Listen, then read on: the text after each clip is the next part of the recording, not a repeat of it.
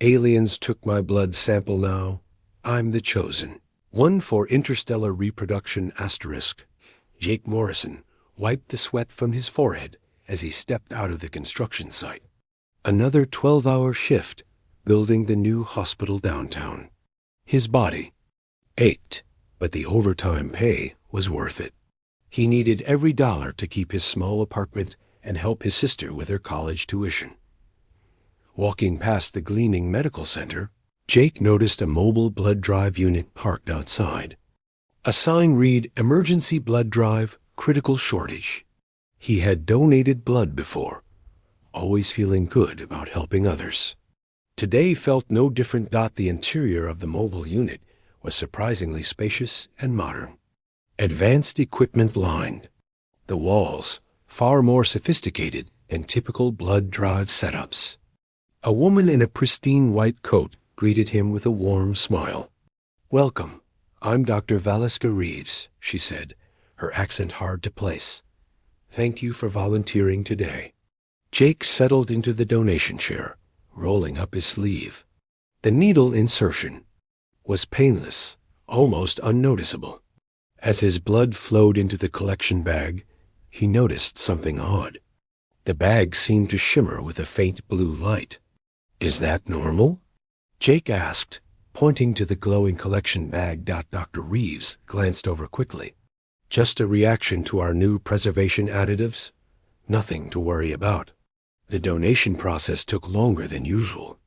Jake dozed off briefly, awakening to find Dr. Reeves studying a tablet with intense concentration.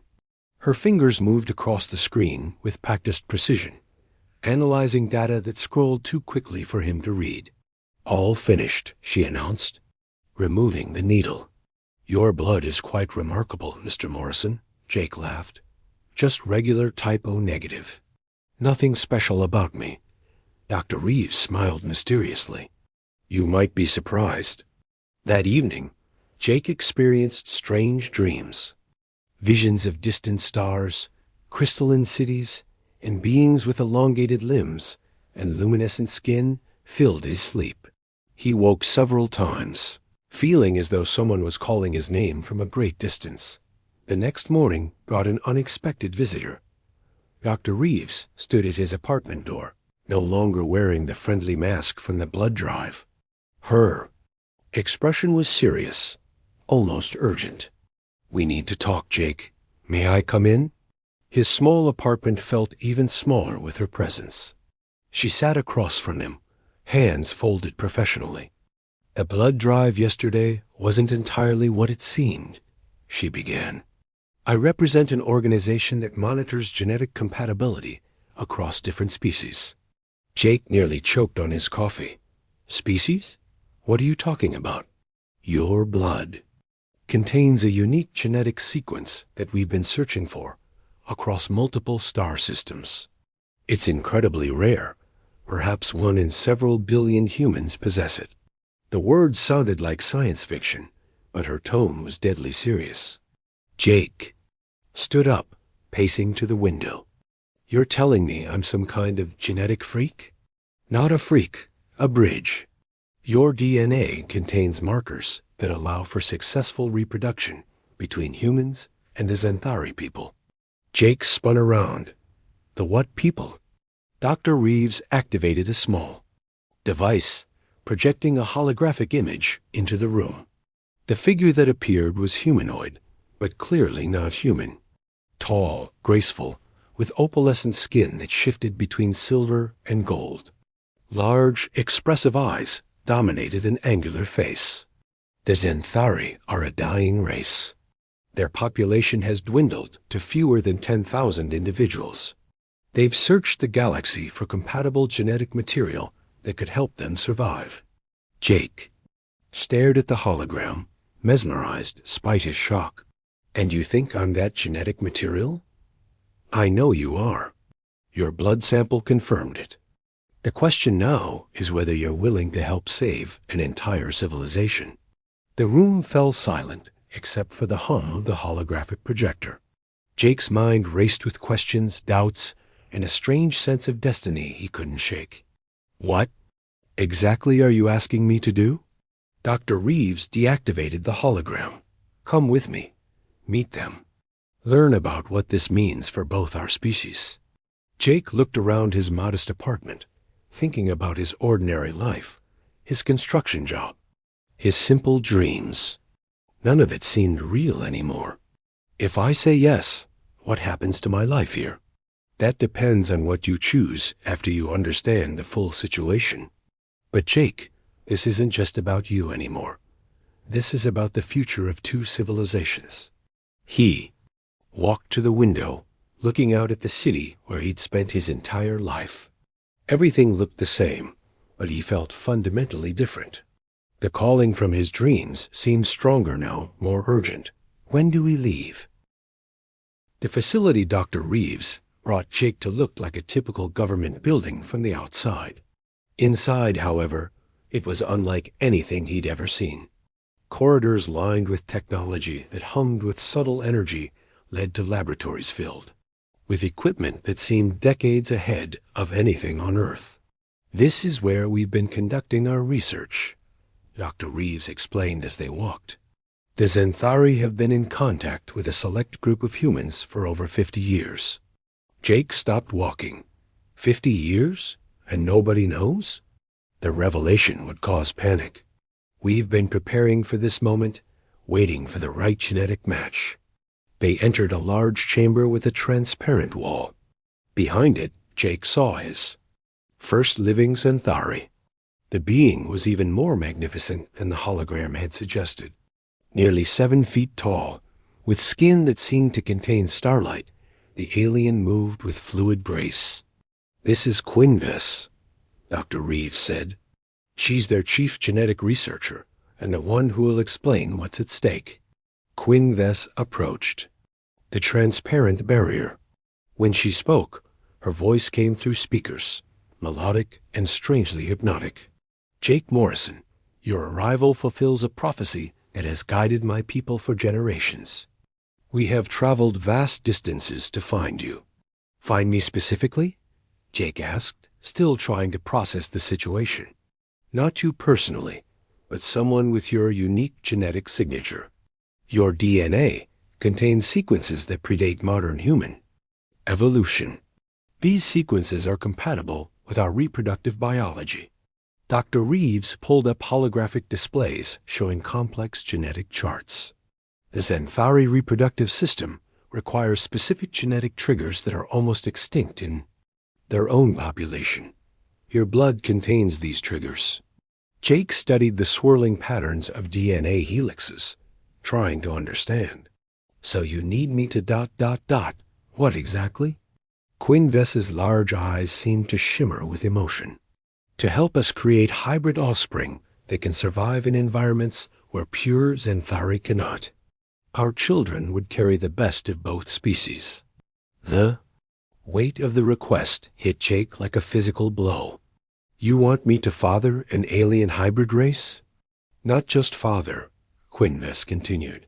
Your offspring would be the first of a new species. They would inherit human adaptability and Xanthari longevity. They could live for centuries, possibly millennia. Dr. Reeves activated another display. The Xanthari homeworld is dying. Their sun is entering its final phase. Even with their advanced technology, they need genetic diversity to survive the relocation to new worlds.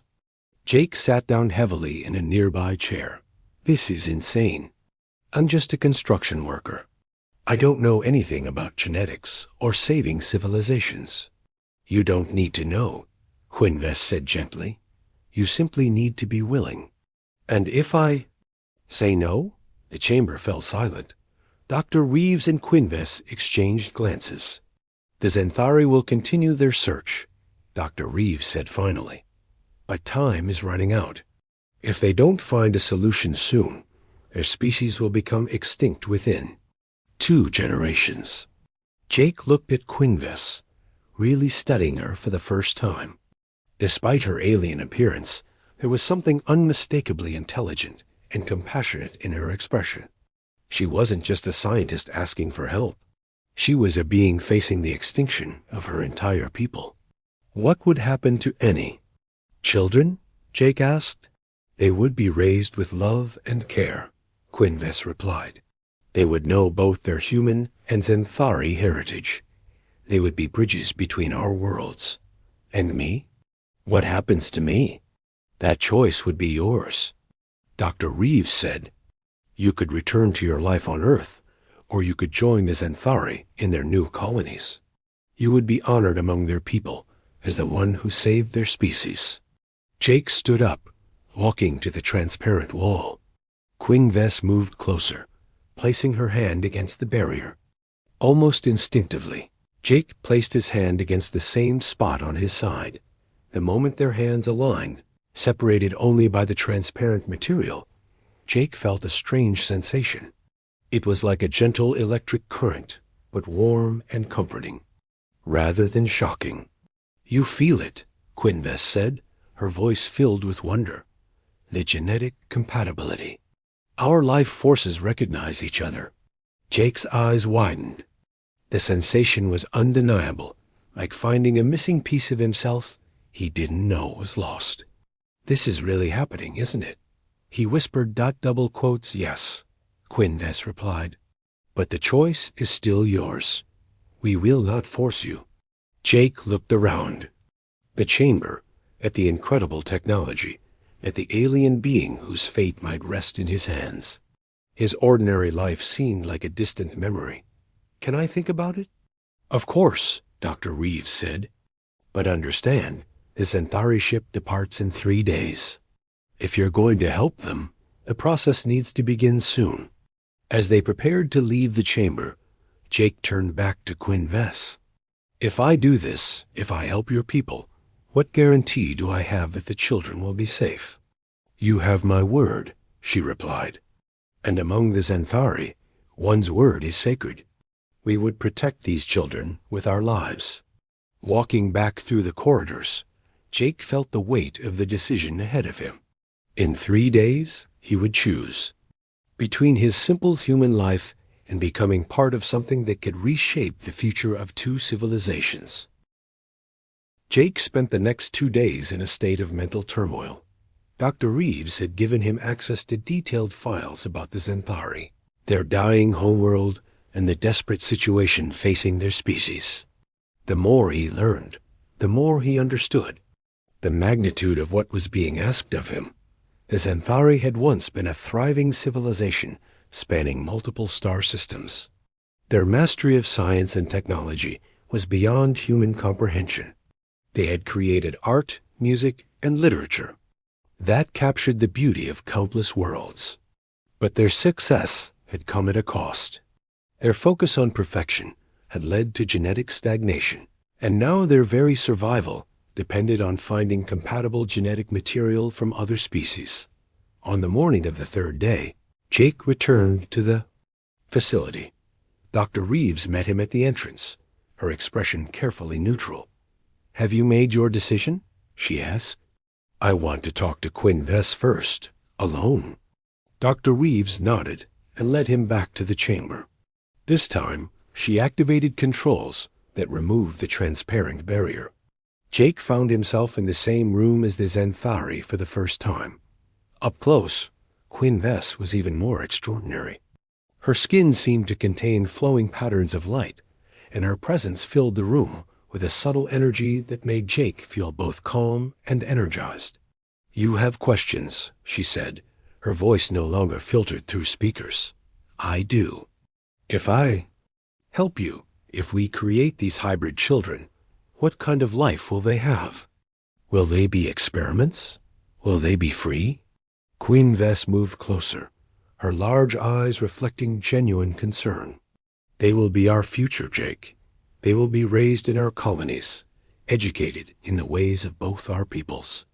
They will have choices that neither pure humans nor pure Xanthari possess. And their children? What happens to the generations that come after? They will carry the genetic keys to survival on worlds that neither of our species could inhabit alone. They will be the first true citizens of the galaxy. Jake sat down on a bench that seemed to materialize from the floor. I've never been responsible for anyone but myself. This is about creating an entire new branch of life. You wouldn't be alone in this responsibility, Quinves said, sitting beside him. I would be with you through the process. We would be partners in this endeavor. Partners? The Xanthari do not reproduce the way humans do. Our process requires emotional and mental bonding as much as physical compatibility. We would share thoughts, memories, dreams. You would understand my people as no human ever has. Jake looked at her, seeing not just an alien being, but someone who had dedicated her life to saving her people. You're asking me to leave everything I've ever known. I'm asking you to become part of something greater than either of us could achieve alone. Jake stood up, pacing the small space. Dr. Reeves showed me projections of your new colony worlds. They're beautiful, but they're not Earth. No, they're not. But Jake, your Earth is changing too. The climate crisis, the resource depletion, the conflicts between nations. Your species faces its own challenges. So this could help humanity too? The hybrid children would carry human adaptability. They could survive in environments where pure humans cannot. If Earth becomes uninhabitable, they could help establish human colonies on other worlds. The implications hit Jake like a wave. This wasn't just about saving the Xanthari. It was about ensuring that some part of humanity could survive beyond Earth. How long do I have to decide? Our ship departs at sunset. If you choose to help us, we need to begin the preparation process immediately. Jake closed his eyes, thinking about his sister, his friends, his simple life. Then he thought about the millions of Xanthari who might die if he said no. He thought about future generations of humans who might need the genetic keys his children could provide. If I do this, can I ever come back to Earth? The process takes several years. The children must be born and reach a certain level of development before they can be safely separated from their parents. But yes, you could return if you wished. And if I don't want to return, then you would be welcome among us for the rest of your life. The Xanthari live much longer than humans, but the bonding process would extend your lifespan considerably. Jake opened his eyes, looking at Quinves. What do you want from this? Not your species, but you personally? She was quiet for a long moment. I want my people to survive, but I also want to understand what it means to be human. Your species has qualities that we lost long ago.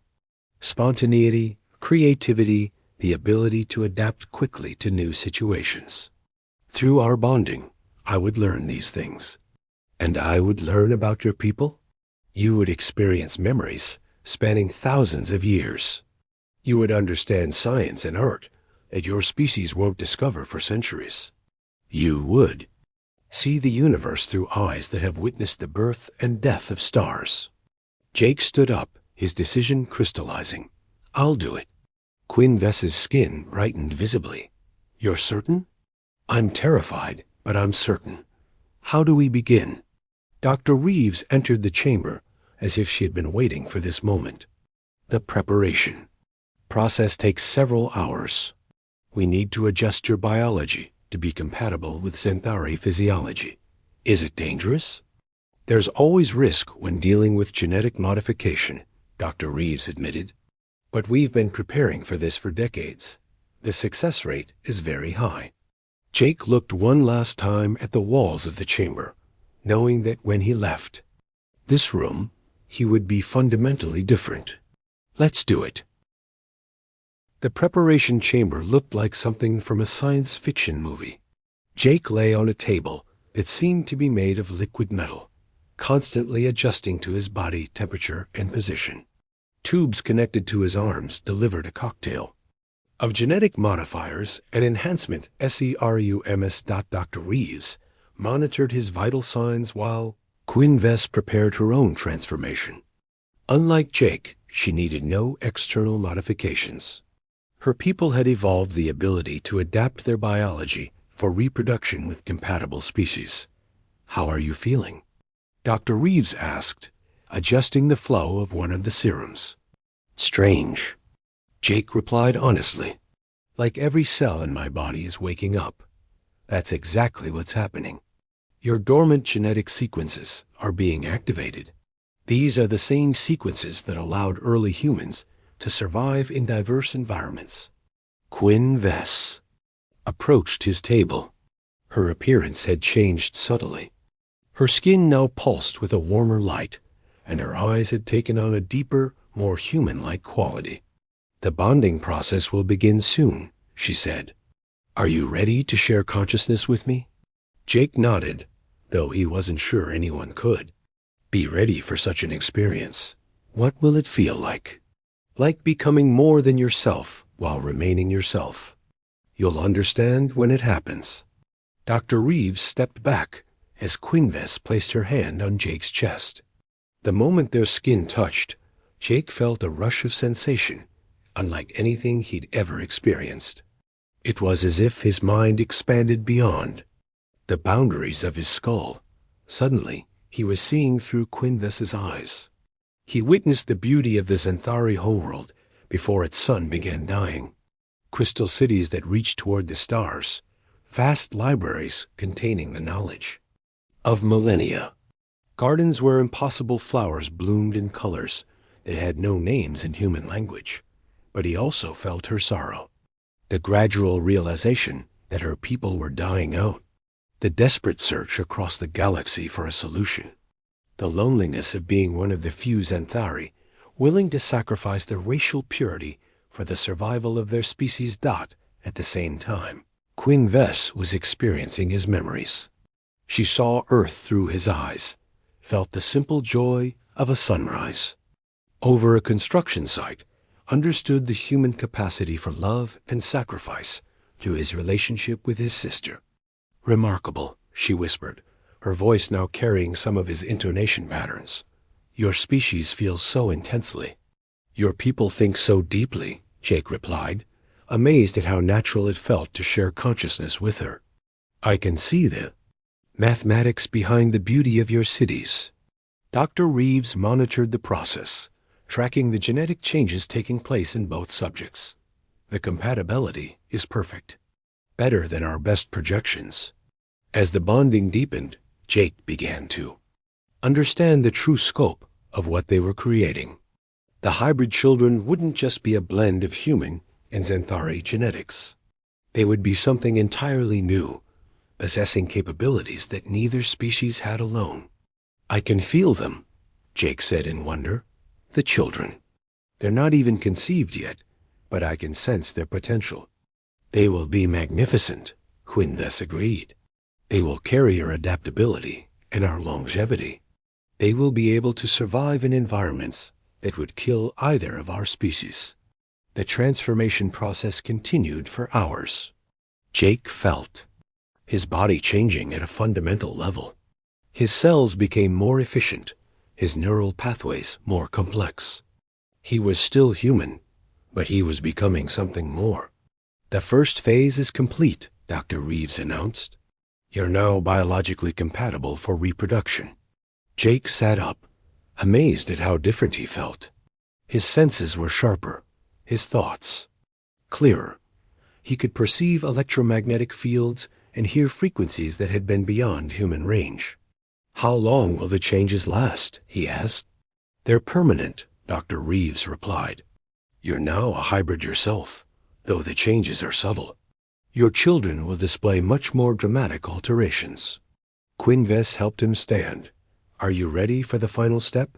Jake looked around the chamber, thinking about everything that had brought him to this moment. A simple blood donation had led to becoming the father of a new species. "I'm ready."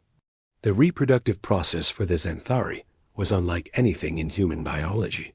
It required not just physical union, but a complete melding of consciousness. Jake and Quinvess entered a specially prepared chamber, where the environment could be precisely controlled. As they joined together, Jake felt his consciousness merge completely with Quinves. They were no longer two separate beings, but a single entity with shared purpose and understanding. In that moment of perfect unity, conception occurred. The children that were created would carry the genetic memory of both species.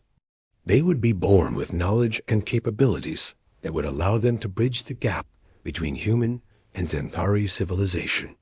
"It's done," Quinves said softly as they separated. "The first hybrid children have been conceived." Jake felt a strange mixture of exhaustion and exhilaration. "How many?" "3. 2 will be more human in appearance, 1 more Xanthari. All will carry the genetic keys necessary for survival on the new worlds." Dr. Reeves entered the chamber with scanning equipment. "The genetic patterns are stable. The pregnancies are progressing normally." "Pregnancies?" Jake asked. "Plural?" "I will carry all 3 children," Quinves explained. "Xanthari gestation is different from human. The development process will take 2 years, but the children will be born with advanced cognitive abilities." Jake sat down, overwhelmed by the reality of what they had accomplished. "I'm going to be a father to 3 hybrid children who will help save 2 civilizations." "You are," Quinves confirmed, her hand finding his, "and they will be extraordinary." As they prepared to leave the chamber, Jake realized that his old life was truly over. He was no longer just Jake Morrison, construction worker. He was Jake Morrison, father of a new species, partner to an alien being, and participant in the most important reproductive event in galactic history. The future stretched ahead of him, uncertain but filled with unimaginable possibilities.